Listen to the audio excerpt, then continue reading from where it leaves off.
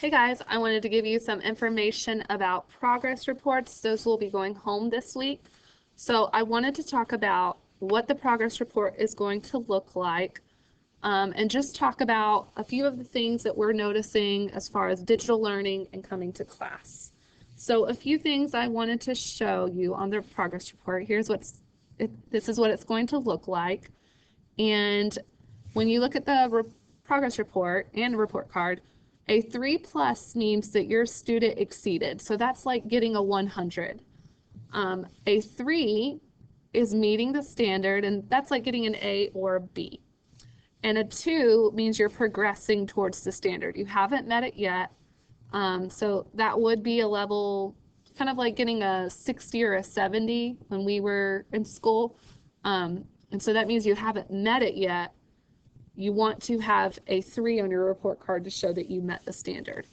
And a 1 is a limited progress or does not meet the standard. So that would be kind of like when you were in school getting like an F for a letter grade or anything below 60. So when you look at your progress report, you should be concerned about any of the areas that have a 1. Those are areas you definitely want to work on and maybe get some extra help in. And when you see NA, that means we have not done it at this time. We haven't taught everything that we need to teach. But I also want to talk about if you see NA right here, we have checked what your child, if you see the check, that means we haven't taught it. But if you see where I put an X, that means your child has not turned in the assignment.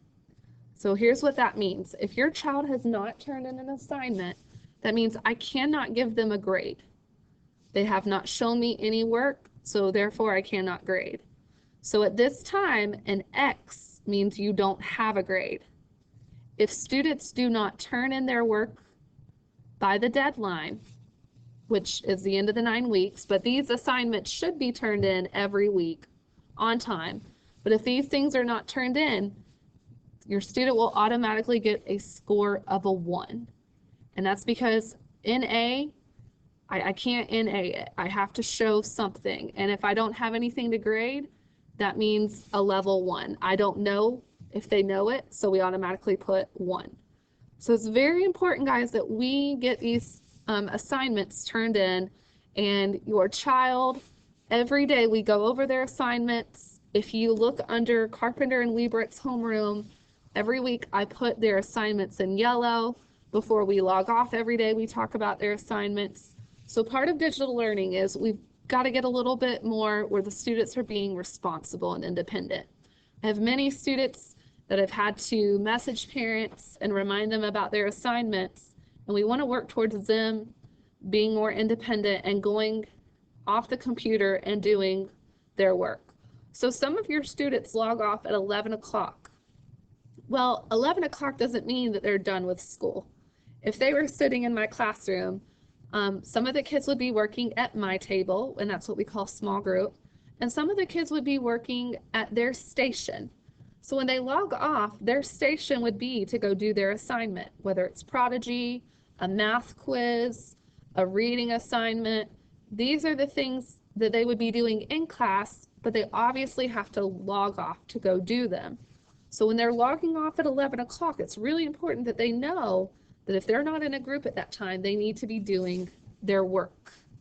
And I'm also putting this in Spanish, just in case you need a translation of what I'm talking about. I have this on here for you as well. I also want to go over small group in the afternoon. This week I've only had 1 to 2 kids logging on in the afternoon. So when we have afternoon groups, that would be like us coming back from lunch, and some of the kids, again, would be working at their center, and some of the kids would be working with me or Miss Wiebrecht. And so that's the time your students should be logging on and doing their assignments. And as we go on, we are actually going to be having more assignments each and every day. So right now your kid has had an average of like 3 assignments a week. Well, we are going to start having more assignments for them to do. We have started off slow so they could get used to CTLS, And now it's time for us to start doing more assignments in CTLS, Prodigy, and all the other websites that we have for you.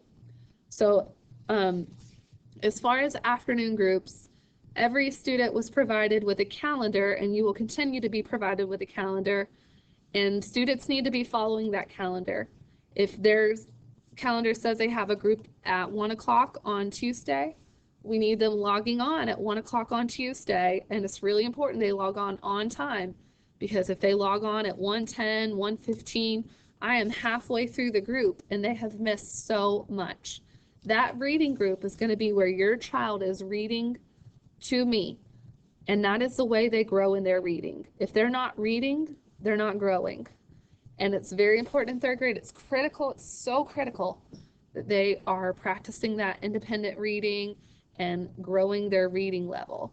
So the afternoon groups, we're a little sad to see that we have kids not showing back up. I think many students think the day is done, and so they're not getting on and they're not doing their assignments, but they're also not showing up to their reading groups. So please, please, please help us by looking at that calendar, making sure your child is showing up to their groups, and they're also going to their assignments, which is in yellow on our class board, and that they are completing those assignments, because if these assignments are not completed, we will have to start putting that down as a level 1.